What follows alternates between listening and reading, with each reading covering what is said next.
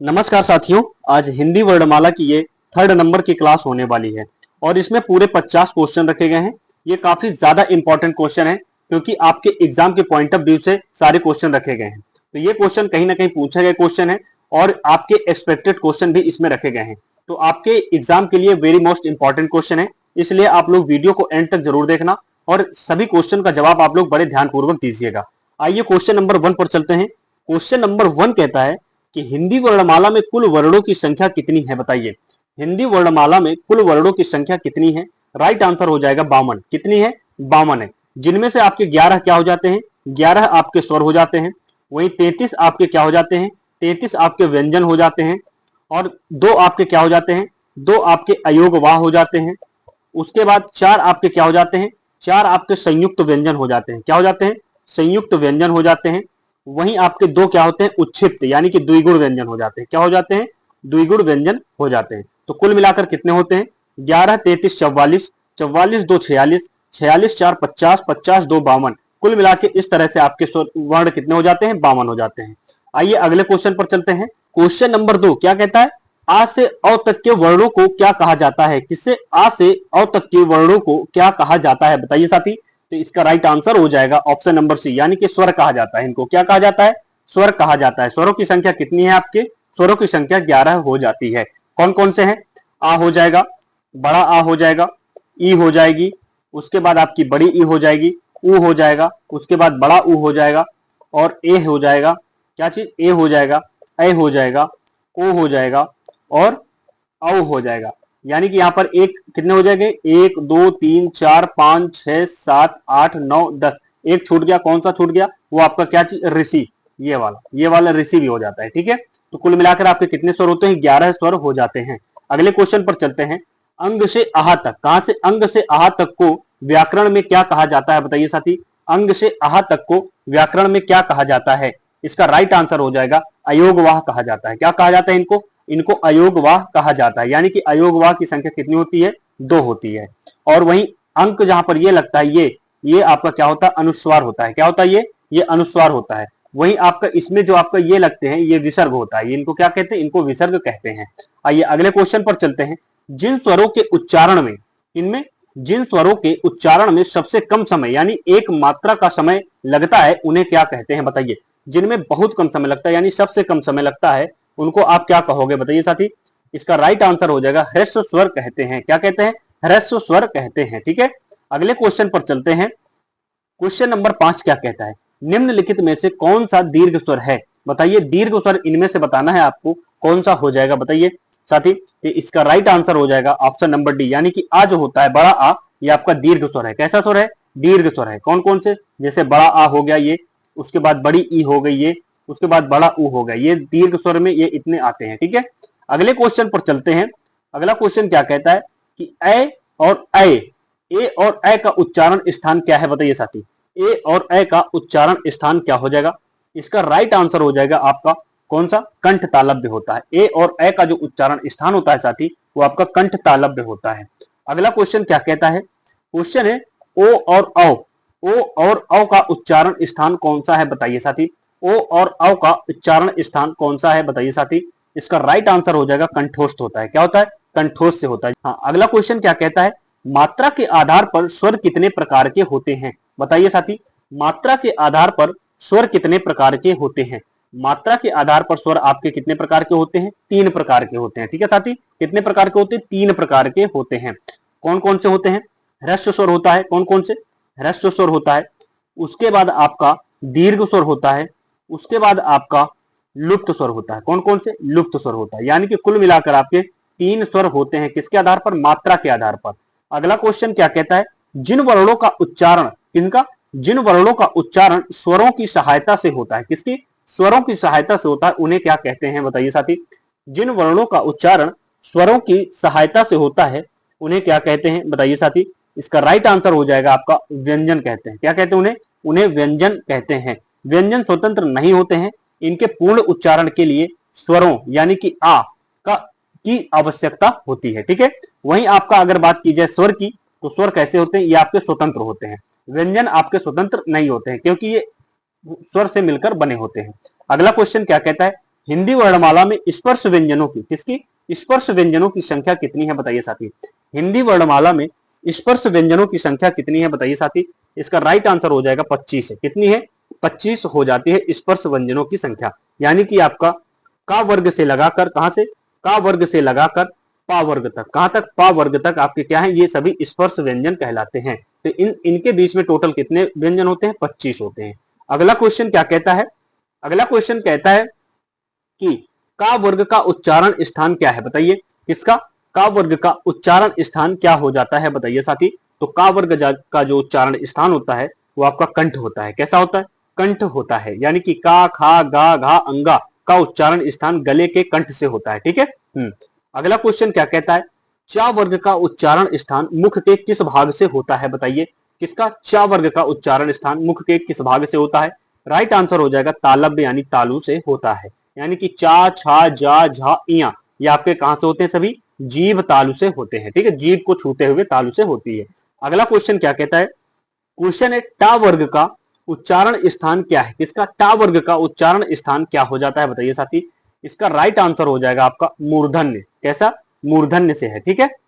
यानी कि आपका जो होता है टा वर्ग जो होता है वो आपका मूर्धन्य से हो जाता है। टा, ठा, डा, ढा, अड़ा ये आपको किससे होता है, मूर्धन्य से होता है। अगला क्वेश्चन क्या कहता है, ता वर्ग, किसका, ता वर्ग यानी ता, था, दा, धा, ना का उच्चारण स्थान क्या है बताइए साथी। उच्चारण स्थान इसका क्या हो जाएगा, इसका राइट आंसर हो जाएगा दंत संख्या। कहां से, दंत से है। कहां से है, दंत से इनका उच्चारण स्थान होता है। अगला क्वेश्चन क्या कहता है, क्वेश्चन है पा वर्ग का उच्चारण स्थान कौन सा है बताइए। किसका, पा वर्ग का उच्चारण स्थान कौन सा हो जाएगा बताइए साथी। इसका राइट आंसर हो जाएगा आपका ओष्ठ से होता है। कहां से, ओष्ठ से होता है। यानी कि पा, फा, बा, भा और मा सभी का कहां से होता है, ओष्ठ से होता है। ठीक है। अगला क्वेश्चन, निम्नलिखित में से अंतः स्वर, किसका, निम्नलिखित में से अंतः स्थ व्यंजन कौन से हैं बताइए।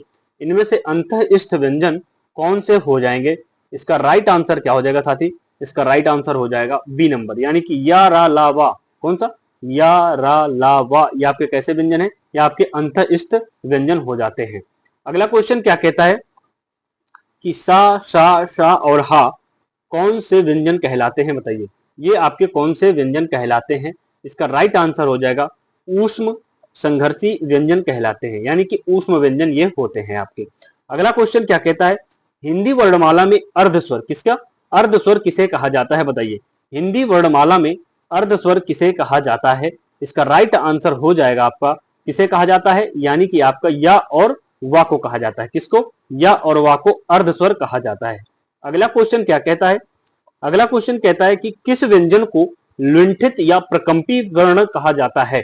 लुंठित या प्रकंपी वर्ण कहा जाता है। इसका राइट आंसर हो जाएगा आपका रा को कहा जाता है। किसको, रा को आप कैसे बोलोगे, लुंठित और प्रकंपी वर्ण आप इनको कहते हो। ठीक है। अगला क्वेश्चन क्या कहता है, ला, ला को व्याकरण में किस प्रकार का व्यंजन माना गया है बताइए। किसको, ला को व्याकरण में किस प्रकार का व्यंजन माना गया है। इसका राइट आंसर हो जाएगा पार्श्विक व्यंजन माना गया है। कैसा व्यंजन माना गया है, इसे पार्श्विक व्यंजन माना गया है। यानी कि ला के उच्चारण में हवा जीभ के दोनों बगलों से बाहर निकलती है। यानी कि दोनों जीभ के दोनों तरफ से हवा निकलती है, वहां पर कैसा व्यंजन होता है, पार्श्विक व्यंजन हो जाता है, जिससे ला। ठीक है। अगला क्वेश्चन क्या कहता है, क्वेश्चन है ड़ा, ड़ा और ढा को क्या कहा जाता है बताइए साथी। किसको, ड़ा और ढा को क्या कहा जाता है। इसका राइट आंसर हो जाएगा उच्छिप्त या द्विगुण व्यंजन कहा जाता है। क्या कहा जाता है, उच्छिप्त या द्विगुण व्यंजन कहा जाता है। यानी कि कुल मिलाकर हिंदी में कितने उच्छिप्त व्यंजन है यानी द्विगुण, टोटल 2 हैं। ठीक है। तो उनमें से आपका डा और ढा जो होते हैं यही होते हैं। अगला क्वेश्चन क्या कहता है, छा, क्या चीज, छा वर्ण किसके योग से बना होता है बताइए। बहुत इंपॉर्टेंट क्वेश्चन है, बार बार पूछा जाता है। यानी कि छा वर्ग का जो आपका योग है वो किसके योग से बना होता है। छा, ये आपका जो होता है का और शा से मिलकर बना होता है। ये वाले का और शा से मिलकर बना होता है। ठीक है। हाँ, अगला क्वेश्चन क्या कहता है, त्रा, त्रा वर्ण का निर्माण किन दो वर्णों के मेल से हुआ है बताइए। किसका, त्रा वर्ण का निर्माण किन दो वर्णों के मेल से हुआ है।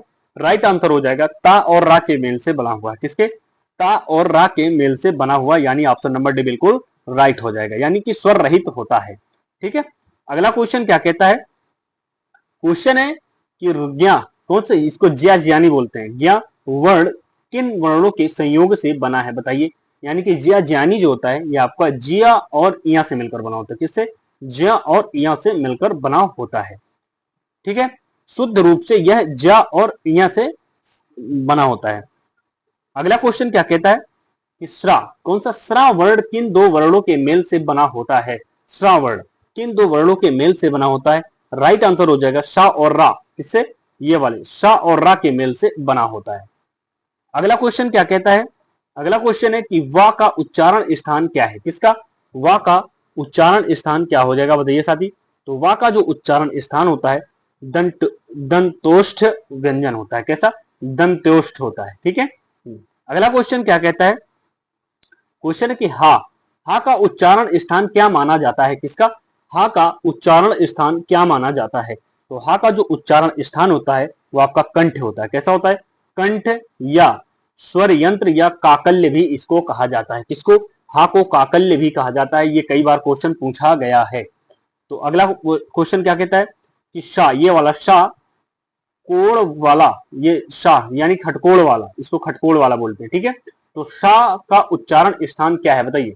इसका शाह का उच्चारण स्थान क्या हो जाएगा? राइट आंसर हो जाता है मूर्धा व्या। कहां से? मूर्धा से होता है।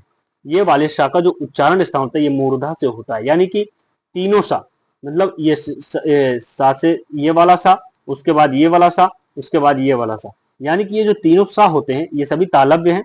ये दोनों क्या होते हैं? ये दोनों आपके तालव्य होते हैं। बाकी ये आपका कैसा होता है? मूर्धा होता है। ठीक है, इसको याद कर लेना। अगला क्वेश्चन क्या कहता है?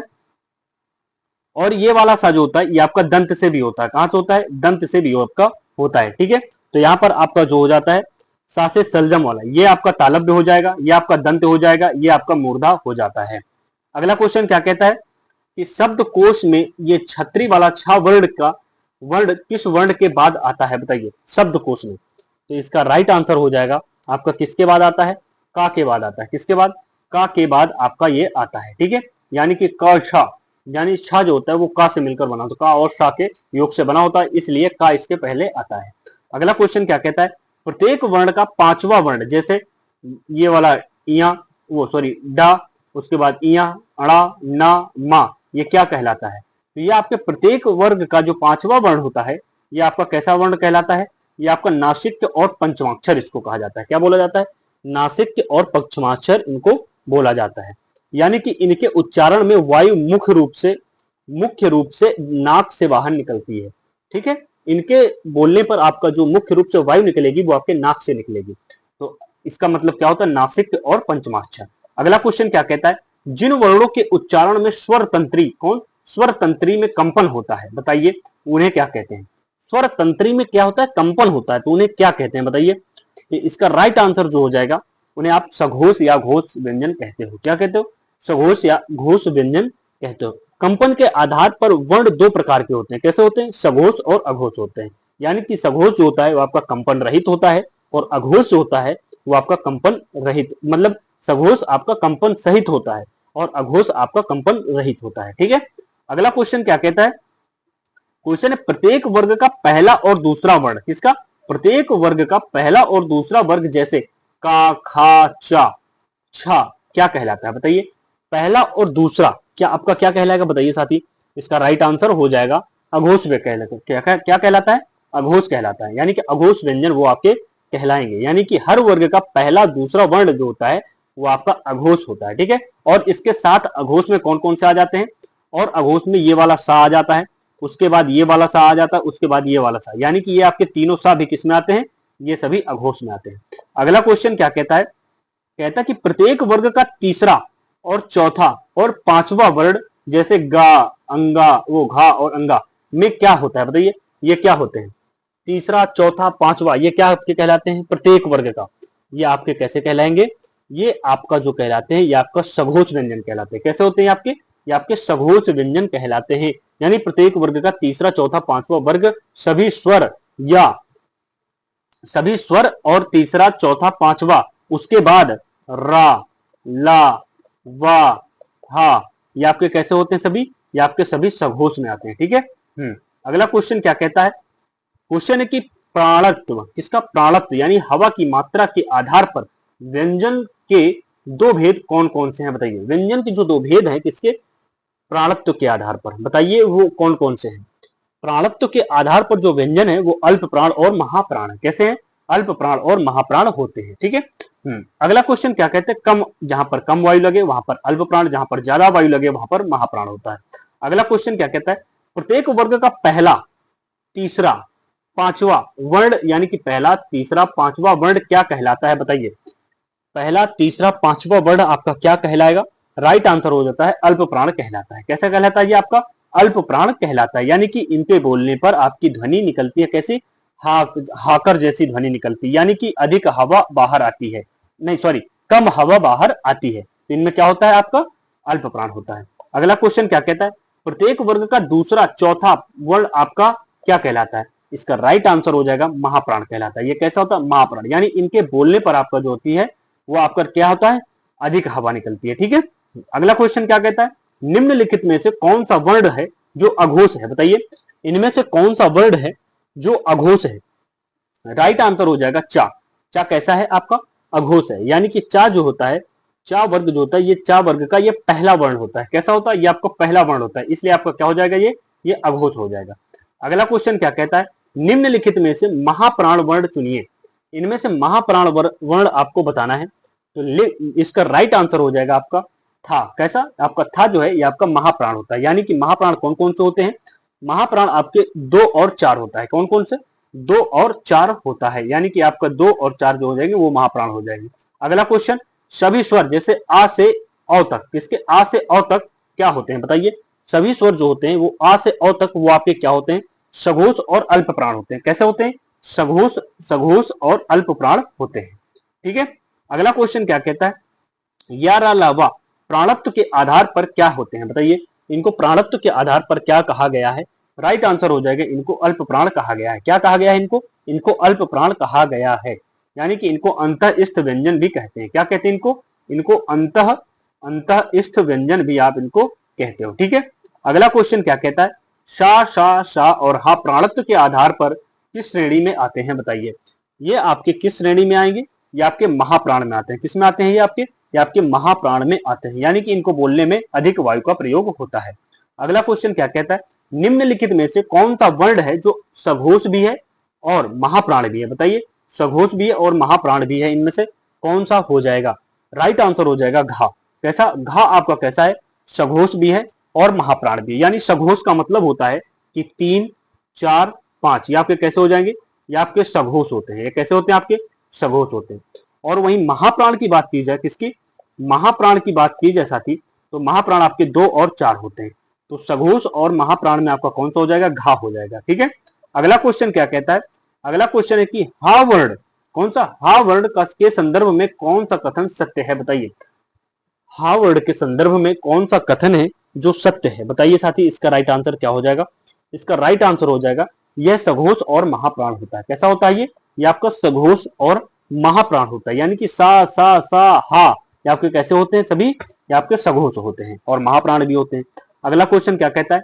जा वर्ण, कैसा? जा वर्ण क्या कहलाता है? बताइए, जा वर्ण क्या है? बताइए। तो जा वर्ण जो है वो आपका सघोष और अल्प प्राण है। कैसा है? सघोष और अल्प प्राण है। यानी कि जा वर्ग का ये तीसरा, कैसा? चा वर्ग का ये तीसरा वर्ण है। ठीक है। इसलिए ये हमेशा कैसा होता है? सघोष और अल्प प्राण होता है। अगला क्वेश्चन क्या कहता है? क्वेश्चन की अनुस्वार, यानी कि ये वाली बिंदी, अनुस्वार का उच्चारण मुख्य रूप से कहां से होता है? बताइए, अनुस्वार का उच्चारण मुख्य रूप से कहां से होता है? राइट आंसर हो जाएगा केवल नाक से होता है। कहां से होता है? यह केवल नाक से होता है। किसका? अनुस्वार का। और चंद्र बिंदु को, जबकि चंद्र बिंदु क्या है? अनुनासिक है। इसका उच्चारण स्थान नाक और मुख दोनों से होता है। यानी कि इसका ये वाली बिंदु का आपका कैसा होता है? इसका नाक और मुख दोनों से होता है। इसको चंद्र बिंदु बोलते हैं।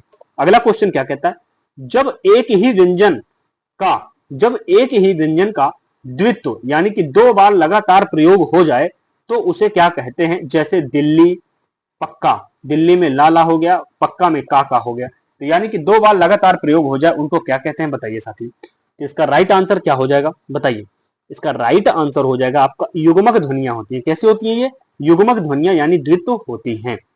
जबकि एक ही व्यंजन स्वर रहित और फिर भी सहित आए, मतलब और फिर स्वर सहित आए, यानी कि व्यंजन जो है वो स्वर रहित और स्वर सहित आए, यानी कि ये आपके कैसे हो जाते हैं फिर द्वित्व यानी कि युग्मक ध्वनि कहलाते हैं।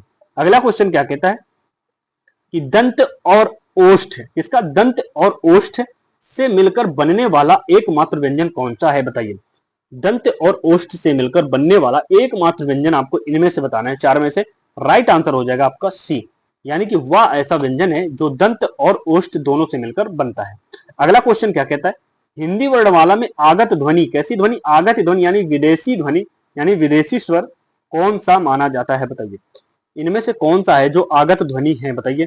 इसका राइट आंसर हो जाएगा आपका आ, ये वाला। कैसा, ये वाला, जैसे डॉक्टर में ये वाला, डॉक्टर में ये वाला, है ना, ये आपका कैसा है, ये आपका आगत ध्वनि कहलाती है।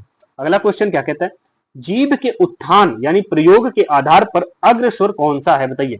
जीभ के उत्थान यानी प्रयोग के आधार पर अग्र स्वर कौन सा हो जाता है। इसका राइट आंसर हो जाएगा आपका शी, कैसा, ई होता है। कौन सा, ई। ई जो होता है आपकी जीभ के उत्थान के आधार पर अग्र स्वर कहलाता है, यानी कि अग्र स्वर ई, बड़ी ई, ए और ए, ये आपके अग्र स्वर होते हैं। मध्य में छोटा आ होता है और पश्चिम में जो होता है वो बड़ा आ हो जाएगा, छोटा ऊ हो जाएगा और बड़ा ऊ हो जाएगा, ओ हो जाएगा और औ हो जाता है। ठीक है, आइए अगले क्वेश्चन पर चलते हैं। और आज का लास्ट क्वेश्चन क्या कहता है, वर्णों के व्यवस्थित, किसके, वर्णों के व्यवस्थित और क्रमबद्ध समूह को क्या कहते हैं बताइए। वर्णों के व्यवस्थित और क्रमबद्ध समूह को क्या कहते हैं। इसका राइट आंसर हो जाएगा वर्णमाला कहते हैं। क्या कहते हैं उसे, उसे ही वर्णमाला कहते हैं। किसी भी भाषा के वर्णों के व्यवस्थित यानी कि सुव्यवस्थित और मानक समूह के वर्णमाला, मानक समूह को वर्णमाला कहते हैं। ये रहे आपके टोटल 50 क्वेश्चन। आशा करता हूं कि आप लोगों को काफी ज्यादा समझ में आया होगा और ये प्रैक्टिस सेशन काफी ज्यादा हेल्पफुल लगेगा आपके एग्जाम के लिए। तो इसलिए आप लोग प्रैक्टिस सेशन को काफी शानदार तरीके से देखना और देखे होंगे। तो आप लोग चैनल को साथ ही सब्सक्राइब करते चलिएगा और बेल आइकन को जरूर दबा लीजिएगा क्योंकि नोटिफिकेशन आप तक आ सके। और इस वीडियो को ज्यादा से ज्यादा शेयर करिएगा और लाइक्स भी करिएगा। तो यानी कि आप लोगों के लिए ये काफी इंपॉर्टेंट क्लास थी। तो आप लोग, आशा करता हूं कि आप लोगों को काफी ज्यादा समझ में आया होगा। फिर मिलते हैं अगली क्लास में, तब तक के लिए जय हिंद, बाय बाय, टेक केयर, धन्यवाद।